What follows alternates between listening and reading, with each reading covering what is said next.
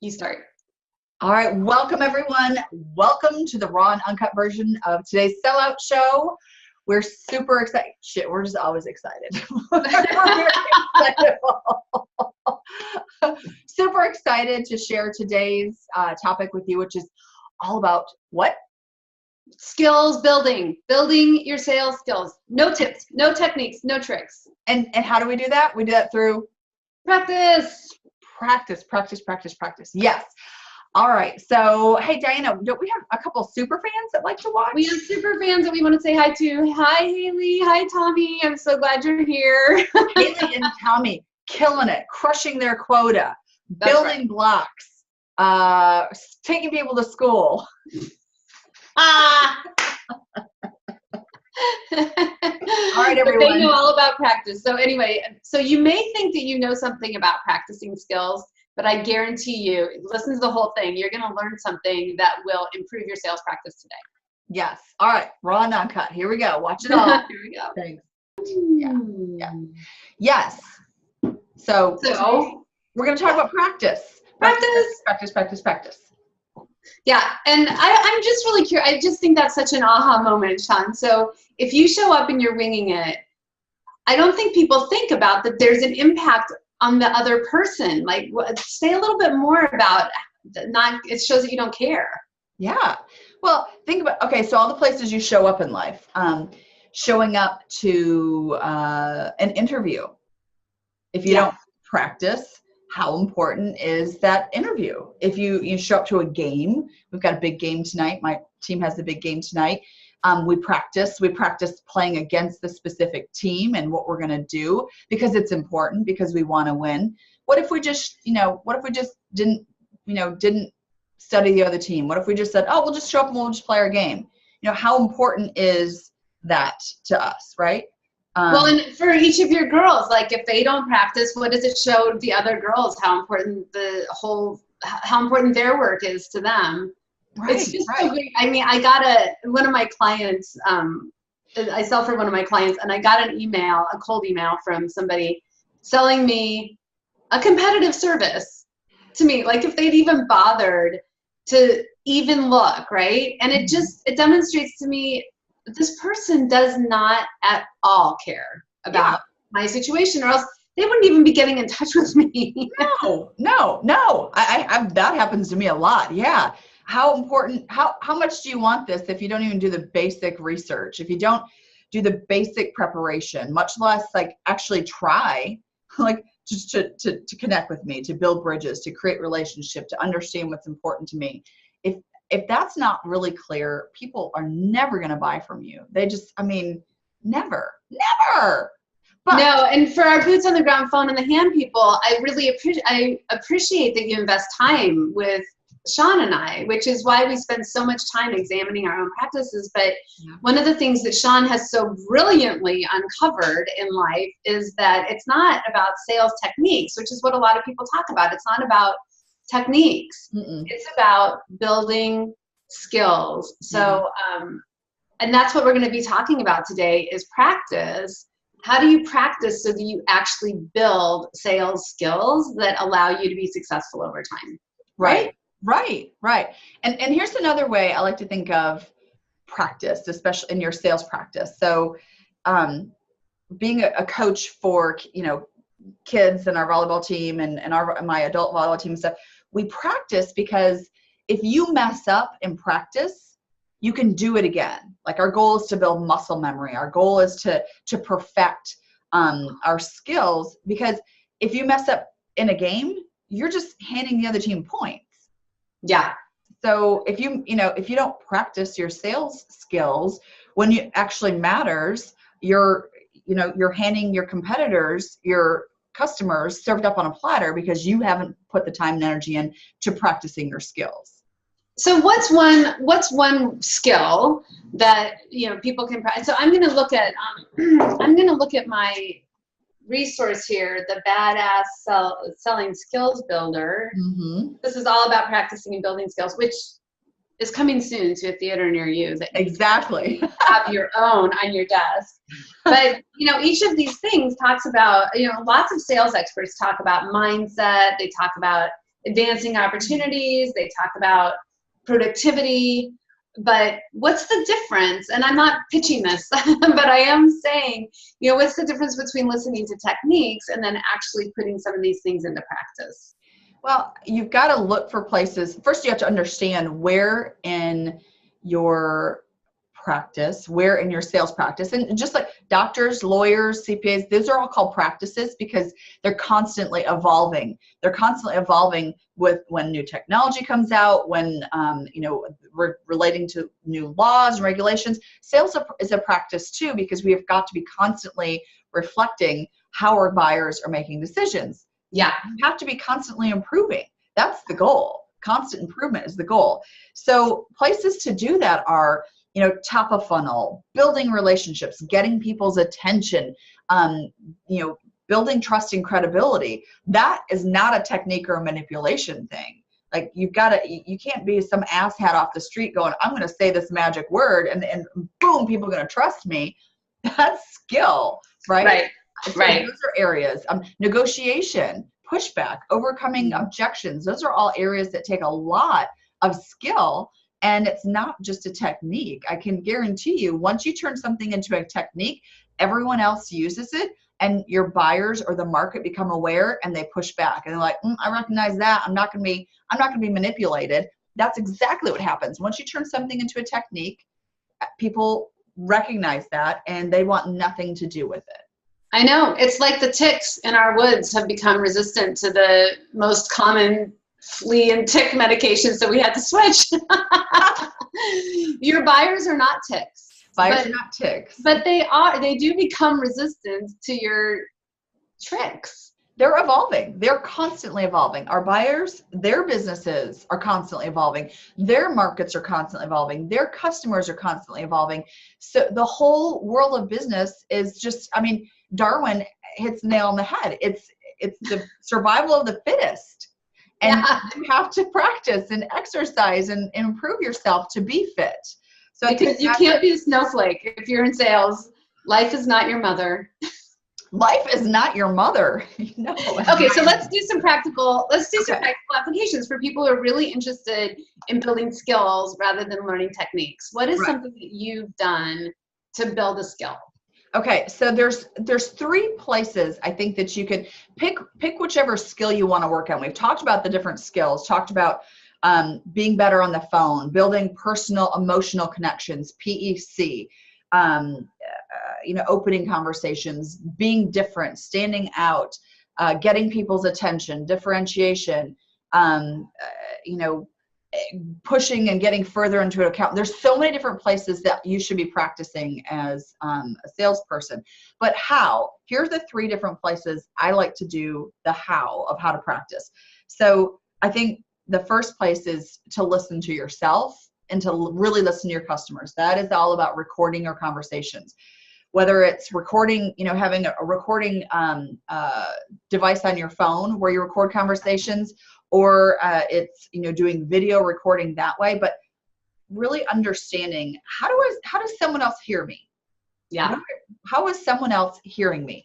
And you listening is really important, but having a third party listen to you, oh man, like I'm watching tapes with my girls playing volleyball and I'm coaching and I'm looking and critiquing my coaching. My husband's critiquing my coaching. You want to talk about getting prickly and defensive, having someone critique you. That happens, but it is also where we have to be open to growing. So recording. Have you ever done this? Have you recorded your conversations and listened to yourself, Diana, and really listen to what your customers are saying and how they're responding to you? I do it constantly. In fact, I use a tool called gong.io, and it's brilliant because, and let's do a disclaimer here. In most states, you have to tell somebody that you're recording them and ask their permission, but no one ever says no to me. Do you know? Well, actually, most states have a one-party consent law, which is you just have to know that you're recording them. There's only like maybe a handful of states that have a 2-party consent law. So know which state you're in. Exactly. Know which state you're calling. And, I found that it's even valuable if you're only recording your side. That can even still make a difference. But yeah, I do at least 5 or 6 calls a week that I've recorded. And then I have a coach that is watching. I mean, Gong is its own coach because it tells you where things happened. Right. Watching it is fascinating where I missed, what people said, and it just makes me so much more powerful on the next call because I've got something else listening, so I can really be present in the moment as opposed to trying to take all the notes. But then having a coach listen to it and go through and say, oh, what if this guy was trying to give you an opening here. What if you, that whole thing that you're talking about, going to the net, the left, right, throw your arm up at the volleyball net and slam it. There's some, not you're slamming your customers, but they're just giving you openings to solve their problem. Right. Setting you up. On point and be ready. So to answer your question in a really long answer, yes, I do. Yeah. I think what we see the most of, and this happened with our own group of women sales pros, like the top sales consultants in the world, we did an exercise at our meeting where Diana was one of the brave souls that sent in recorded conversations of their sales conversations. And what I think the biggest takeaway is that if we are in our heads and we are not truly listening to our customers, we're driving past clues or driving past signals that they wanted to explore something further. We're driving past signals that something was important to them or that was a sticking point for them. And that I think was the biggest thing, or driving past clues that they want to wrap up and move to the next step, stop selling. I mean, what was your takeaway from that experience? Well, that experience was such a bummer because, I didn't get to be in the room when my call was coached. So I was really glad that you guys did the recap, but I hope nobody's listening to this, except I hope everyone's listening to this. But what I found really interesting is the people that were the absolute, probably best salespeople in the group were the ones who showed up for that session. Yeah. I mean, I think it takes real courage. I remember when I was doing the recordings for it, my heart was pounding, my palms were sweating. I was terrified because it's hard to be judged by your peers, especially when you're supposed to be some kind of like what you're doing, right? Right. Yeah. But it means that you're committed. Look, you're not the best. And neither am I. And Shawn is, so you can listen to her. But, there's always better to get. Yes. And AI is coming for you, so you better get better. And they learn faster than you do. Yeah, well, I mean, that's the thing is that's what AI is doing. It's taking, recorded conversations and pulling out what tickets response and what doesn't. And I mean, that's what we can do that as humans too. Hold for a second while I plug my stupid computer in. Well, I'll say something about that while you're doing that, because I really am not at all afraid of AI. I think being afraid of AI or technology is about the same as being a door-to-door salesperson who's afraid now that there's a telephone thing. And, I mean, advancing technology traditionally advances the quality of life for everyone. Oh, that's so true. That's so true. And AI serves me really well. Now I can have Gone just tell me, I didn't know that I said sort of every other I mean, it's not every other sentence, but I didn't know that was I don't do likes and ums. I do sort of. Mm-hmm. And I didn't know that. Now, I don't know that that's impacting my calls, but the thing that the coach brought up was I'm very weak at asking implication questions. Ooh, okay. What is the I'm very weak on trying to trying to make somebody tell me what their pain is, because I feel that but what I realized is there's a block over here for me. I've got a blind spot about a place where I'm uncomfortable pushing through. Huh. But when he coached me on it and he said, well, I'm going to do a practice with you of what it's like to be asked these questions, I thought, oh, wow, this guy's really trying to understand my situation and be helpful. So I would have never seen the blind spot. That's such a good point. You never would have seen the blind spot. So that goes to my second point, which is working with your peers and your counterparts. I mean, it doesn't even have to be the top salesperson in the company. It's peer-to-peer review is so unbelievably powerful when you can get someone who, we've all got our own, I think that as you say, we've all got our own natural zone of genius, and we all tend to work in those zones, but by having someone reflect to us their zone of genius where we could possibly improve is so powerful. So having that peer review, getting your counterparts, and hear this, that means inviting them on meetings, inviting them on calls, not just to listen to them, but getting real live in the room. Like I love going on, to this day, ride-alongs and meetings with my clients to coach them in that moment so that they can see what happens when we ask a question a specific way, so that they can see what happens when we've got a buyer who's closed off. What happens when we start mirroring and leaning in? Can we get them to unfold physically in the conversation?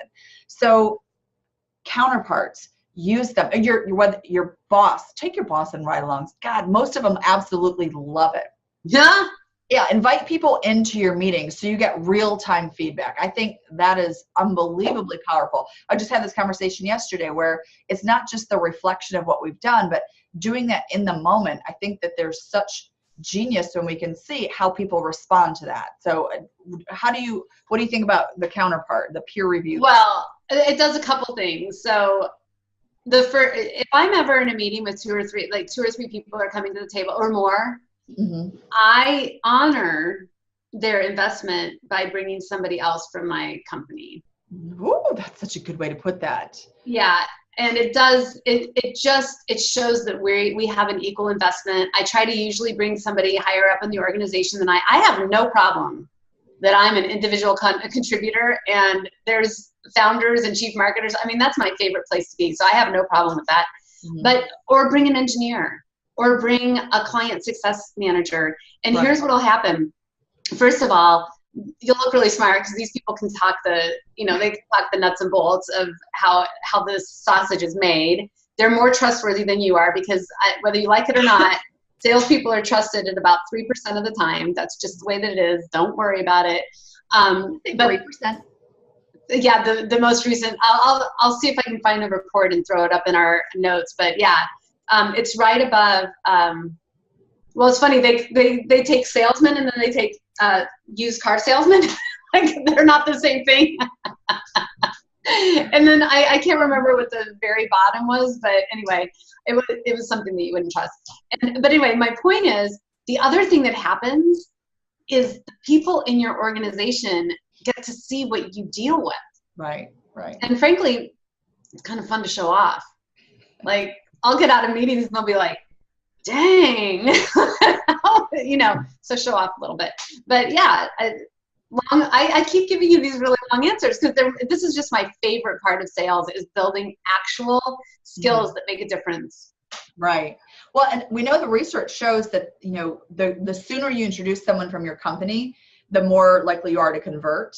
And the research also suggests that the more people you are connected to within your customer's company, the deeper you are, the higher you're likely to convert. So that's a great way to do that. It's bring in your counterparts and learn from them. Go to their meetings. Go to their meetings to improve. Practice explaining what they do by going and being a part of their world. So number one was record yourself. Listen to yourself. Listen to your customers. Get third-party review of that. And the second was to have your counterparts participate, go on ride-alongs with them, bring them into your meetings, go to the operations or production people's meetings and learn from them. And then the last part of the practice stuff is, I don't know if you might not agree with this one, but ask your clients to practice with you. I think I've always had fantastic relationships with probably a handful of my clients that once you open that door to trust, they understand you're human, they're human, you are really working for their best interest. They trust you, not just with their business, but with their business. You know what I mean? They trust you because you're going to deliver for them. They're going to look good and stuff like that. I've gone back to them and said, can I bounce something off of you? I'm trying to do X, Y, Z. What do you think about that? Or, what do you think about this other industry and how would you handle this and stuff? I mean, they're my trusted partners. I'm their trusted partner in their business. So sometimes when I've needed to practice something, I've gone to my customers and said, can you tell me how this sounds? Or here's a difficult situation I'm trying to, work my way out of. Can I practice this with you? What in your position, what would you think about this? I found people be really receptive to that. Everybody loves it when you ask their opinion. They do. They just do. But here's something awesome for what you're talking about in a highly competitive environment. So I used to do this in my last gig, my SaaS gig that I was at for 12 years. We had high target accounts, pick your handful of Fortune 50s, and they were our accounts. So everybody was gunning for them, right? Sure. Yeah. And we had a SaaS product. So the way that we succeeded is if they renewed year over year. And I would call these people up and do exactly what you said. I would say, there's something that I want to see if it resonates in the marketplace. I want to hear what you think of it. And I would tell them, and I really wanted their input, but it did a couple other things. Sold it to them. Well, that, and then they became references. They were always people I could go to for a reference because I asked their opinion. We're investing in this together. But then also they would tell me what my competition was saying when they were calling on them. Ooh. And that was a little treasure that I didn't even know I was going to discover by asking my client's opinion of what we were saying in the market. And they're like, well, and your competitor, blah, blah, blah, is calling. Right. I mean, they're calling on them all the time. And they're saying this out in the marketplace about you and about what they can do. I love that. You got competitive intelligence from those conversations. That's great. Holy cow. Yeah. I mein, because you call up your competition and they're not going to tell you these things. No, they're not. No, that's so fantastic. I would bet you in every account executive's back pocket, if you're doing a great job, you've got some really trusted, confident clients that would do this for you, would give you that feedback, help you work through problems or reflect what they're hearing.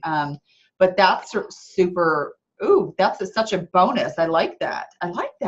What's amazing about every one of the three things that you said is it's all about feedback, and you are not a good judge of your own talent, and you're never going to get really better unless you ask other people. That's all three things. You brought other perspectives in, and it's so hard to do. Well, it is, but the thing about it, just like exercise and practice, once you start doing it, you make that a habit, right? We're going to practice this. And it's not just that we don't stop. Don't stop. Don't ever stop inviting people on ride-alongs. Don't ever stop going on ride-alongs. Don't ever stop listening to your calls and your customers' calls. Don't ever stop asking your clients for feedback. That's what pros do. Are you a pro or are you a hack? I mean, do you want to be a pro or a hack? You want to be a pro, a sales pro. And you can get pretty far being a hack, because I did for a long time get pretty far being a hack. But when you get really interested in playing with the real pros, you do start asking other people. Yeah. It's all about, we practice so that we have experiences we can draw on. If you are faced with a first-time situation, you don't have those prior experiences to draw on to measure which outcome, happens from which action, right? Yeah. The second reason we practice is to build muscle memory so that, in high intensity, high stress situations, we go into action. We don't have to stop and think about, oh my God, he's asking for a discount. He wants to negotiate, or he brought up why don't I have this feature and my competitors do. We build muscle memory so we immediately know how to respond to get to the wanted outcome. It's so brilliant. I just got to highlight something. I just can't help myself, but my companies always ask me, how do you do this and you don't discount? And it really is practice. I practice saying the price, and to people that I know, to my colleagues. And when I had this happen the other day, I was on a call, we're ready to close. The CEO says, I think we're there, but isn't there just something that you can do better on the price? And I said, no, that is the price. That really is the price. It's this. Right. And it's only because I've practiced that conversation, and muscle memory kicks in and the confidence exudes, and they're like, okay, and they signed. Yes, and they do. Yeah, they do. That's a whole other, go back and go listen to our negotiation session. Oh my gosh. I'm not hearing anyone else really talk about negotiating in this way, if you haven't listened to it. But so I want to wrap this up and really think about honoring your customers, honoring your craft by practicing your skills and improving your skills, and go out and do that. And if you have ideas and other ways that you practice your skill, please let us know. I want to know. I want to practice. I want to be better. I mean, I'm not a hack. Well, so I know you want to wrap this up, but I do have a question to ask you. Oh, yes. You and I have a similar disease, and I think a lot of salespeople do. We really have a lot of our ego tied up in our performance. So how do you, I mean, it's a physiological experience for me when somebody critiques my work. Right. How do you let that barrier down and really let in the feedback? Well, I think it's important to understand where someone's coming from, to try to, I mean, you can get feedback everywhere, but I've really tried to hone in on what's this person's motivation. Am I asking feedback from people who have my best interest at heart?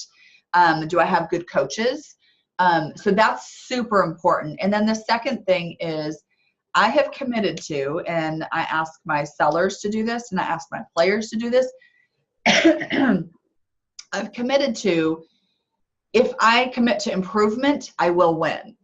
Winning is a result. Success is the result. The action is continuous improvement. That's what winning requires. That's what success requires, is continuous improvement.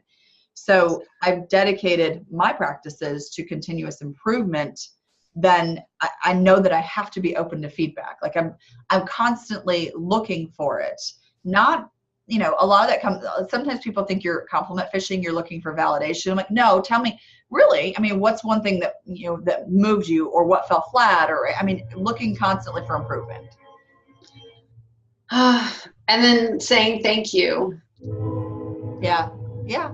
I love your train. Your new office has a train. They are like my favorite things in the world. So, and they always highlight our best comments. So, yep. Good stuff. Underscored by the train. Yeah.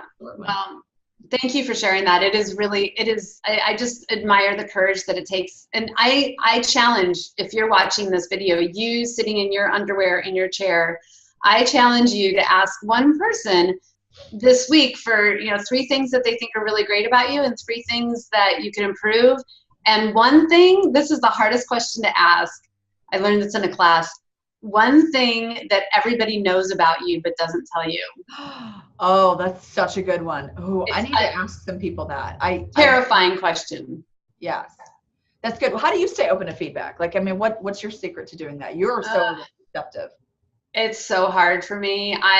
First of all, I let people know that I'd really rather hear something good first. I'm kind of like, because somehow I feel like I'm not okay if I didn't do it all perfectly. But then I just have such a hunger I have so not even remotely come close to achieving the things in my life that I really want to achieve. And I know that if I just keep listening to the echo chamber of Diana's awesome, which happens mostly in, I don't know, my house. But if I have to get outside of that, or else I'm never going to have those things that I wanted. And I'll always know that I sold out on myself.